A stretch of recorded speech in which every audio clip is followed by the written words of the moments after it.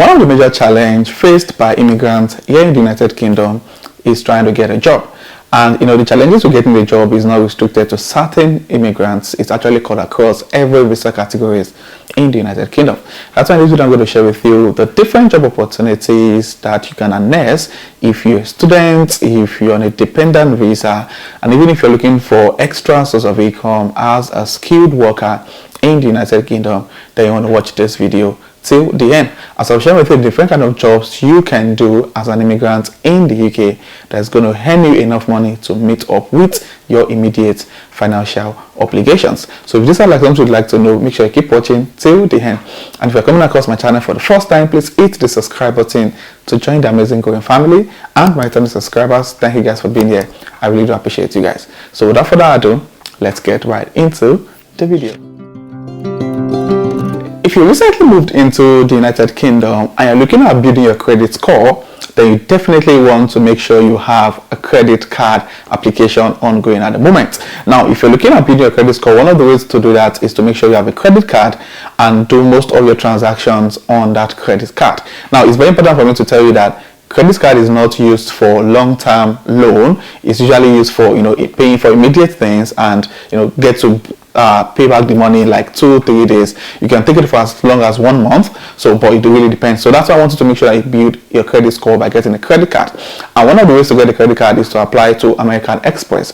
Now I'm going to put a link in the description of this video. Click on that link. It's my referral link. If you use that link, you're going to get some bonuses after you complete your application for your credit card application. And getting your credit card, you probably get different amounts really depending on how long you've been in the UK, your current credit score and all of those stuff. So some get £2,000 limit on their credit card, some get as high as 5,000, and someone will got as high as £12,000 limit on this credit card. So if you're looking at building your credit score, then check the link in the description below, click on that link and start your application.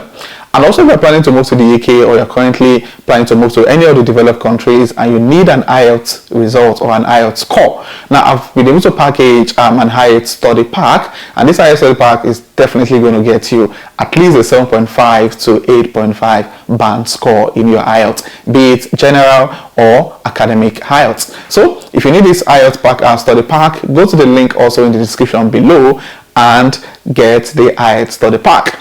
And lastly, if you're looking at getting into data analytics and you're struggling and you need a one-to-one session to have a conversation around how you can upskill, how you can penetrate into the UK job market, then also go to the description of this video, click on the link, and let's have a one-to-one. Getting a job as a dependent in the UK, it's actually a bit easier compared to those on the skilled worker visa trying to get extra income, or those on the student visa.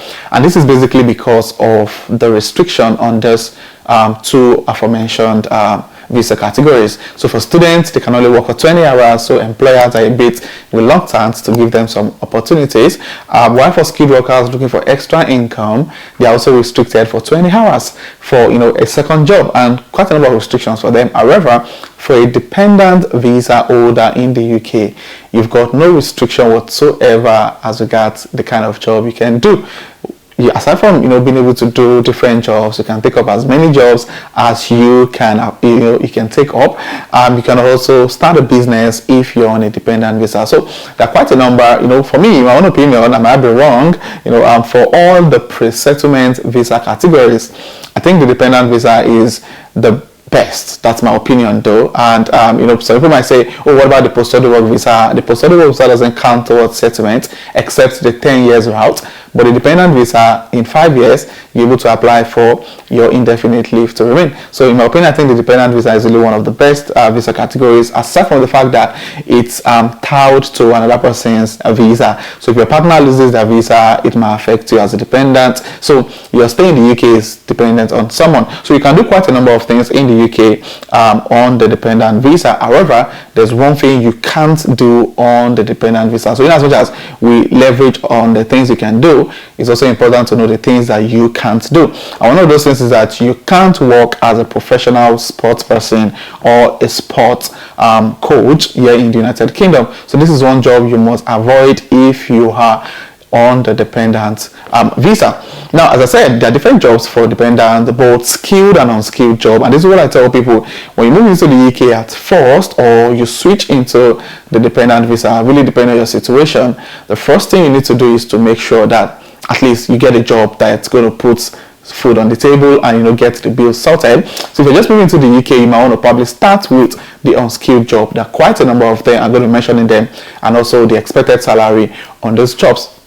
Now, for unskilled jobs, you've got different jobs. So one of them is working as a production operator, and the average salary for production operators in the UK is between 25 to 28,000 pounds, and this really also depends on location. Some location pay far more than that, while some location pay far less. Now, production location operator might be a bit stressful. It's also depending on the department you're going to get a job in. So yeah, production operator is one of the easiest jobs you can get in the UK as a dependent who has no work restriction. So it's something that you might want to put into consideration. Now, another job you can do, another unskilled job you can do as a dependent in the UK, is to work as a support worker. Now, majority of the people I know who are on a dependent visa currently work as a support worker, and this is because the work is flexible. If you decide to get a permanent job role, you probably need to work like 37.5 hours thereabouts. Of course, you can pick extra shifts. So people tend to do more support work because of how less challenging it is compared to working in the warehouse as a production operator or what have you. And the salary range for support worker is between 28,000 to 32,000 pounds per annum. And as I said, it also depends on your location. Now, that job you can do in the UK on a dependent visa is to work as an administrative assistant. Now, this is you just work in the office, organizing meeting and all of those stuffs. Yeah, that's also a job you might want to consider. And the salary is between 22,000 to 25,000 pounds per annum. And that job we can do in the UK as a dependent in the United Kingdom is to work as a customer rep. Now, for a customer rep, it's categorized into two. You might probably work in a customer in an organization whereby you need to be there physically to attend to customers, help customers navigate around their purchase and all of those things. And you can also work in a call center as a customer whereby you need to pick up calls.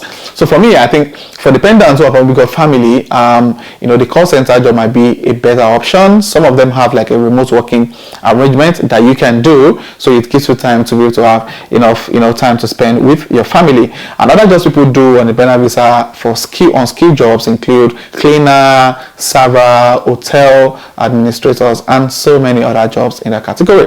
Now, in as much as I've mentioned the unskilled jobs, there are also so many skilled jobs you can do as a dependent in the UK. And the reason why this is important is while you are doing the unskilled jobs, it's very important for you to make sure you upskill also, because you don't want to do all of those unskilled jobs for a long time. There are jobs that are should I use the word, they are volatile, because you are indispensable. You can be replaced at any time. So it's not if you are indispensable, you can be replaced at any time. So it's always important for you to make sure you upskill while you are doing some of this unskilled job, basically. And you can penetrate into different job space, such as data analytics, business analytics, cyber security, project management, and so many other job roles, software development, so many other job roles you can penetrate into if you're able to build up the technical skills required. So if you're dependent in the UK and you're doing a particular job that I think is going to be a good opportunity for people in the UK, please share in the comment section. And also, if you're an international student or you're a skilled worker and you have some job that you think will be beneficial to those who are also students and people who are looking for extra income while on a skilled worker visa, please also share that information in the comment section. And if you're coming across my channel for the first time and you find this video is also, please click on the like button and also hit the subscribe button to join this amazing growing family. My returning subscribers, thank you guys for being here. I really do appreciate you guys. So this will be the end of this video, and I will see you guys in my next video. Thank you.